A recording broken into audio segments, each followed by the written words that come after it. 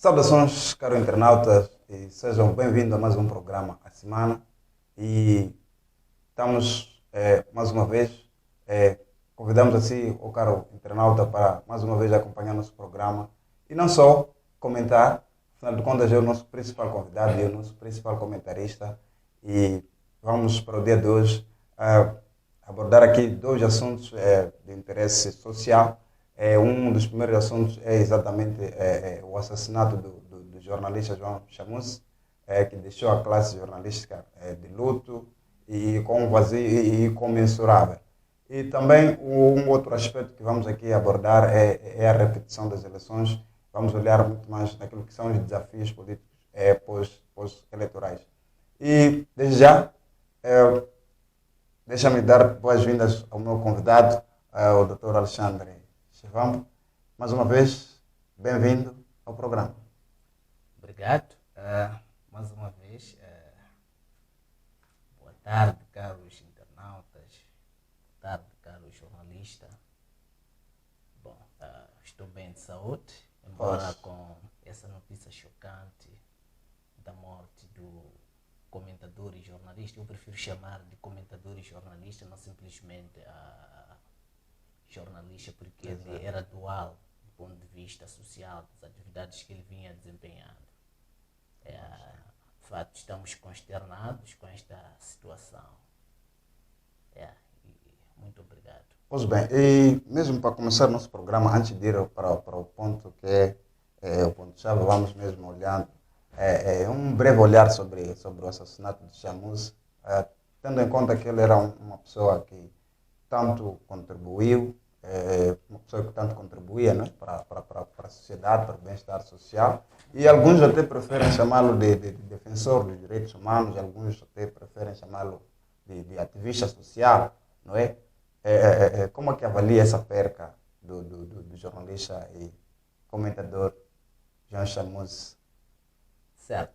Seja qual for a alcunha que vai sendo atribuída, seja ativista social, comentador, jornalista, o essencial que nós temos que reconhecer é que ele contribui de forma vertical aquilo que são assuntos que marcavam a nossa sociedade. Acredito que serviu de semente que foi lançada e de qualquer das formas foi consumida pelos cidadãos. Eis a razão que a sua partida deixa um vago grande, naturalmente por causa daquilo que eram as suas contribuições, sobretudo do ponto de vista de analista, posso chamar político, não é? Porque ele trazia aquela verticalidade, não verticalidade em termos como alguns querem atribuir de que ele era crítico, reticências por aí, porque isso pode ser discutível. A verdade é que ele dava a sua visão naquilo que achava que não está bem, aquilo que estava bem também dava seu parecer. Agora, o que me apoquenta como cidadão moçambicano é que por que ele teve que ter aquele fim triste, não é? Um fim bárbaro, não é? Em que até hoje escasseia as fontes claras que levaram à sua partida. Não é? Tem muitos avanços por aí, por causa da colar, mas a verdade é que ele partiu e deixa um vazio imenso, quer Sim, no seio jornalístico, assim como a comentador e analista político, de muitas situações que marcaram a história de Moçambique. De facto, estou consternado quanto a esta situação.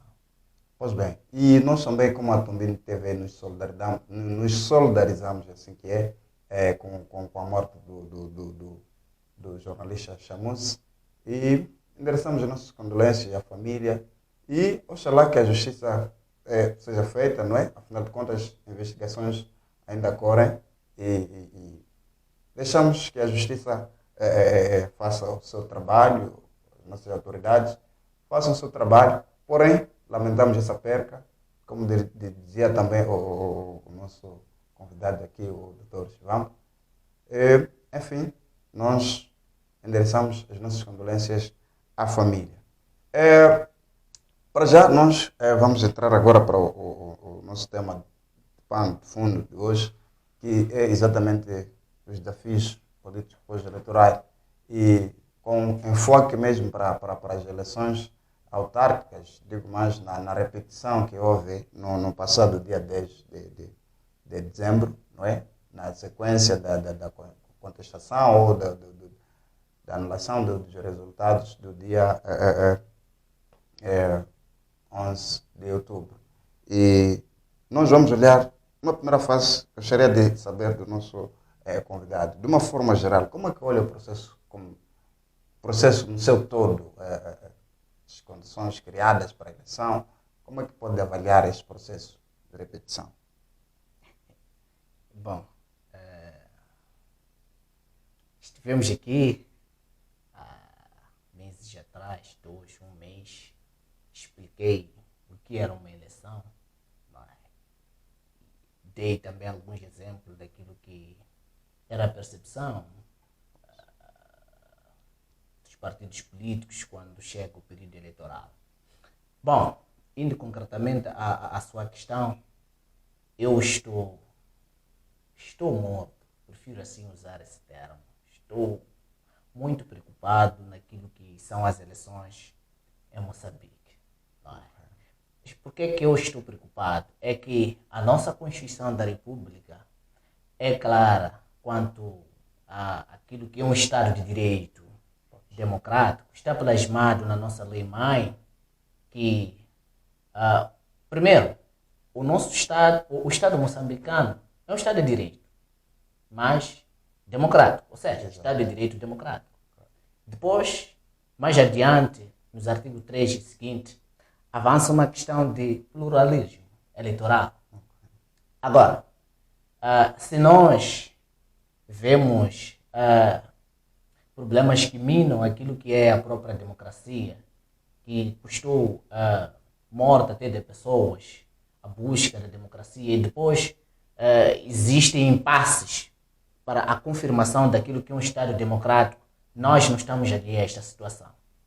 Na verdade, a repetição das eleições nos 4 municípios, para mim, continua a ser um calcanhar daqueles, porque continuamos a ver um aparato militar exacerbado em quase todas as autarquias, continuamos a ouvir questões de ilícitos eleitorais em quase todas as autarquias, continuamos a ter as mesmas acusações que foram avançadas para a mesma repetição. Não é? E vamos ponto a ponto, caso a caso. Em Gurue, tivemos, pelo menos as fontes, avançam alguns feridos, não é? Alguns graves. Não é? Em Maromeu, fala-se até de mortes e alguns feridos. Indo concretamente para Maromeu, vimos detenções de delegados de candidatura, não é? Na hora de eleições. Vimos também alguns presidentes de mesa detidos na hora de eleições. Agora, a questão que surge em mim, que é eminente e me preocupa bastante, é porquê de todas essas situações. Quem está de trás disso? Por que isso deve acontecer no Estado que nós primamos pelo direito democrático? Naturalmente que há quem diz governo, partido XY, mas a verdade é que a consciencialização política em Moçambique, a competitividade dos partidos políticos não pode em nenhum momento pôr de lado aquilo que é o direito, ou seja, aquilo que é aquilo que são as orientações que dão primazia a um Estado de Direito democrático. Pois bem. E estava aqui vincando a questão de repetição de alguns erros notados no dia 11 de outubro. E sabemos nós que esta repetição é na sequência por exemplo, da contestação, né? Principalmente pelo partido da oposição, o maior partido da oposição. E sabemos nós que não foi apenas nesses municípios que estava contestando, mas pela decisão do Conselho Constitucional deliberou-se apenas nesses quatro municípios. A questão que colocamos é: será que com esta repetição, aquilo que era a principal preocupação dos partidos políticos, aquilo que era a principal contestação, será que ficou ultrapassada com esta repetição? Ou simplesmente foi um investimento desnecessário que depois poderá manter os mesmos problemas, as mesmas reclamações e possivelmente poderá ter também mesmas repercussões? Olha, nós voltamos de novo a dizer a mesma coisa. Voltamos a pisar na mesma tecla. As nossas instituições que gerem as eleições são problemáticas do ponto de vista da sua Constituição. O mesmo acontece com a guerra entre os tribunais e o Conselho Constitucional. Se estás recordado, nós vimos o Tribunal Supremo a ser adiado 2 vezes quando quis se posicionar perante algumas situações de direito que estavam a acontecer ao nível do país. Bom, as motivações daquilo que levou ao seu adiamento, ninguém sabe, mas a verdade é que nós vimos um acórdão oco, um acórdão em que não tinha explicações nenhuma. Olha, se eu digo, meu irmão, é preciso parar de ir comprar um saco de arroz, eu tenho que depois explicar porque é que não pode ir comprar aquele saco de arroz. Não bastava simplesmente dizer vamos repetir eleições no município XWY. Depois, por que é que deve ser repetido? E digo mais, por que é que foram escolhidas certas mesas em detrimento de outras? O que é que, em termos de direito, por mais que não sejamos especialistas de direito, mas é uma coisa que deve ser clara, do ponto de vista científico, porque o direito é uma ciência. Agora, se não há esclarecimento de por que se repetiu naquela mesa e não aquela, isso é problemático. Eu penso que, primeiro, os órgãos que geram os processos eleitorais são problemáticos, do ponto de vista de sua Constituição. Sucede o mesmo para aquilo que é o Conselho Constitucional. As deliberações é um órgão colegiado. E isso é a natureza de maioria de órgãos colegiais, que depende da questão de voto. Não é? Porque vive aquilo que nós em política chamamos de maiorias representativas. As maiorias representativas, em algum momento, não são benéficas quando minam contra aquilo que é o Estado de Direito Democrático. O que acontece? Houve muitos ilícitos que, em algum momento, os tribunais locais pensaram em anular as eleições. Mas acontece que, no fim da hora, o Conselho Constitucional vai menosprezar todas aquelas decisões, depois traz justificações. Não, se somos nós que temos que validar as eleições, então somos nós que temos que fazer o quê? Anular. Então, eu pergunto, será que os nossos tribunais distritais são apenas correios eletrônicos para a tramitação dos processos? E veja só, as instituições de justiça são autônomas. Isso deve ser claro. São autônomas. Quer dizer, eles têm a capacidade de julgar e sentenciar. Até a própria lei eleitoral, podes ler, vais perceber que é clara quanto a isso. Os tribunais locais julgam e sentenciam. Agora, parece ter existido uma usurpação de poder. Okay. Parece ter existido isso por causa da questão de maiorias representativas, porque há um partido que tem a maioria representativa, que só ele que, quando diz isto, porque a maioria vai votar e os outros ficam silenciados. Agora, o que a lição fica quanto a isso? Nós devemos rever a Constituição da CNE, não é? O Conselho Constitucional é outro debate, mas numa primeira fase temos que rever a Constituição de Estado, a Constituição da CNE. Muitos avançam a questão da profissionalização. Eu sou contra esse posicionamento, porque profissionalizar, olha, quem me garante que se levam eu como profissional de Estado e você e o outro João, nós seremos apartidários? Quem sabe que poderão carregar 3 ou 4 profissionais, mas que pertencem a um certo partido. Okay. E a moda cola e ali pode até ser cenários graves. Para mim, a questão da partidarização do Estado e do CNE é bom, mas não usando a questão de maiorias representativas. Deve pautar pelo aquilo que nós chamamos paridade. O que estamos a dizer? Se um partido X tem 5, o outro também tem que ter 5 e 5. Ali sim, vamos viver a própria democracia. Agora, falar da questão de profissionalizar, é que é difícil profissionalizar. Isso nós vimos nas instituições públicas. Além disso, é preciso um novo investimento. Sim. formar quadros ou talvez recrutar novos quadros usando novos métodos e que talvez seria um outro investimento que poderia acarretar mais outras coisas. Bom, se fosse investimento, mas que dá vida à democracia, penso que se nós escolhemos seguir a pautar pelo um Estado de direito democrático, na verdade, nós sabíamos aquilo que são gastos, não é? Aquilo que são os impasses da própria democracia. Mas o muito que salvaguarda ali é a questão de que quem te garante que os profissionais que vais carregar representam todos os partidos? Falo isso porque falo com conhecimento de causa. Nós temos nas instituições públicas, são partidarizadas. Né? Nós temos algumas instituições públicas, tem células de alguns partidos por aí. Agora, o que é profissionalizar? Vale a pena continuarmos com o mesmo modelo, mas que esse modelo opte pela paridade e não pelas maiorias representativas. Pois bem. Vamos agora ao último ponto relacionado ao nosso programa de hoje, ainda mesmo a ver com as eleições. Um dos fatores, ou uma das características notórias em quase todas as 4 autarquias, não só nesta repetição, mas também na primeira, mas nesta repetição foi mais grave, é a questão das abstenções. Pouco menos de 30% é que foram votar. Como é que nós podemos avaliar essa abstenção? O que é que está por detrás dessa abstenção? Olha, nós temos 2 tipos de abstenções. Okay. Nós temos aquilo que nós chamamos de abstenção real. Que é o quê? Primeiro nós poderíamos pensar, por exemplo, um certo distrito tem quantas pessoas com uma certa idade, não é? Que poderiam votar. Vamos supor que a estatística do distrito de Milães indicasse para 20 mil eleitores, com pelo menos até data de eleição, deveriam terem 18 anos e pudessem votar.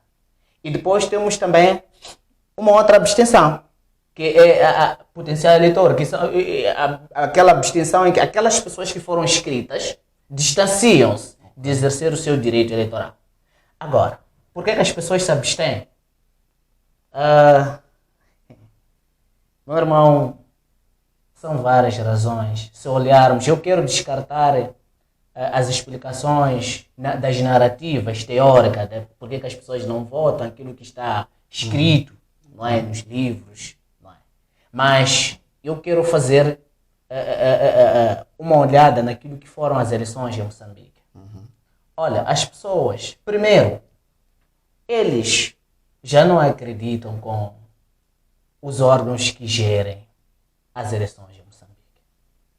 2, fala-se por aí de um número exacerbado de homens de lei e ordem nas polícias. Algumas pessoas perguntam, afinal, se nós temos mais polícias, às vezes mais que próprios editores, por que isso acontece? Okay. Agora, as pessoas em algum momento sentem-se intimidadas. As pessoas têm medo da arma.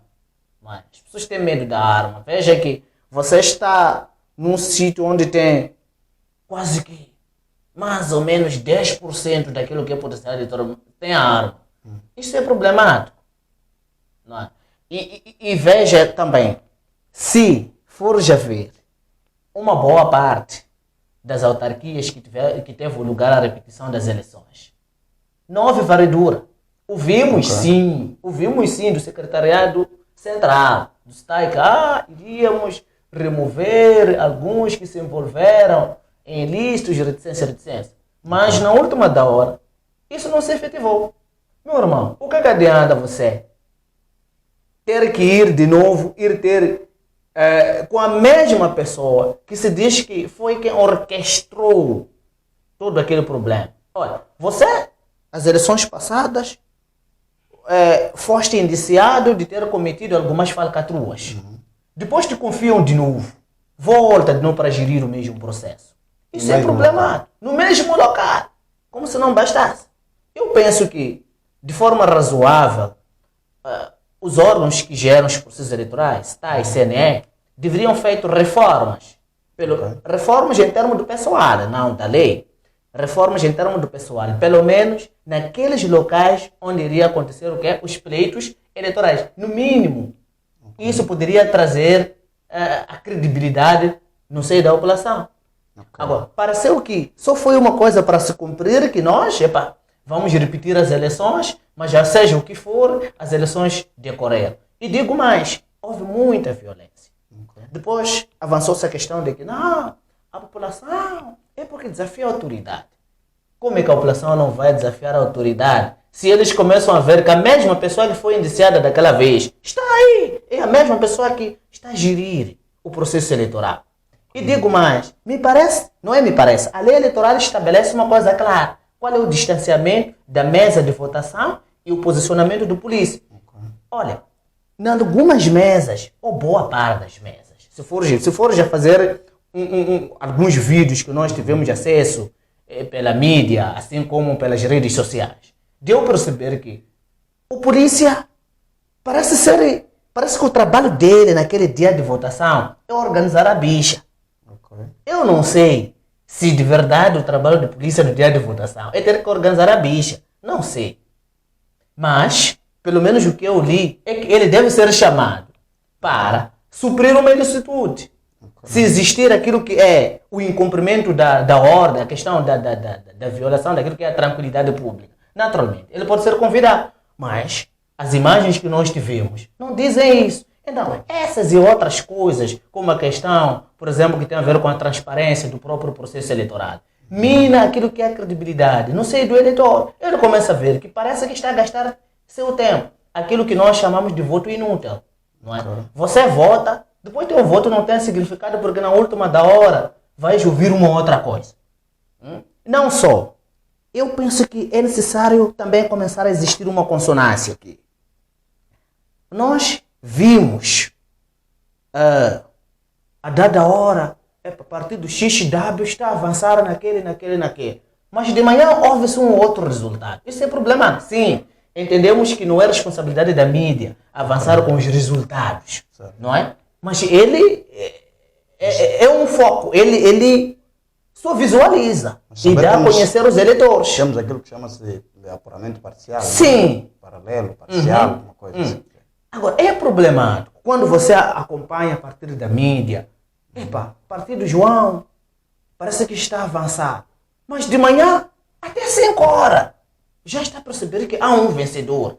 Mas que trabalho foi feito Então, para dar credibilidade nisso? Para ser isso também é uma das motivações para as pessoas desanimarem ou desinteressarem-se do próprio processo eleitoral. Exatamente, porque, olha, veja uma coisa. As eleições devem ser transparentes, não é? Se não há transparência eleitoral, é problemático. Pois bem. É problemático. As pessoas. E como é que vai existir transparência eleitoral num processo em que, em algum momento, são detidos delegados de candidatura, que são aquelas pessoas que foram mandadas para ver que o meu partido estava assim. Acontece que é detido naquela hora. Quem fica a controlar aquele processo? E veja só, a lei é clara. O delegado de candidatura tem imunidade. Mas por que deve ser detido? Pelo menos naquele momento, em exercício de suas funções, ele goza de imunidade, mas ele é detido. Mas para além de imunidade, também temos que saber que tem os suplentes. Né? Para além do delegado do afeto, temos aqueles que são suplentes que poderão, em caso de alguma eventualidade, substituir o outro. Né? Bom, resta saber se aconteceu, se você viu esses suplentes. Bom, não temos dados. Ter que entrar ou não. Concretos. Isso mas eu duvido muito que isso tenha acontecido. Okay. O que eu consegui ver, é claro que, não sei, por causa da intervenção da população ou não. Por exemplo, nós vimos o caso do delegado em Maromeu, foi detido, tempos depois foi liberto. Bom, mas aquilo mina a nossa democracia. Nós temos que respeitar aquilo que são as leis.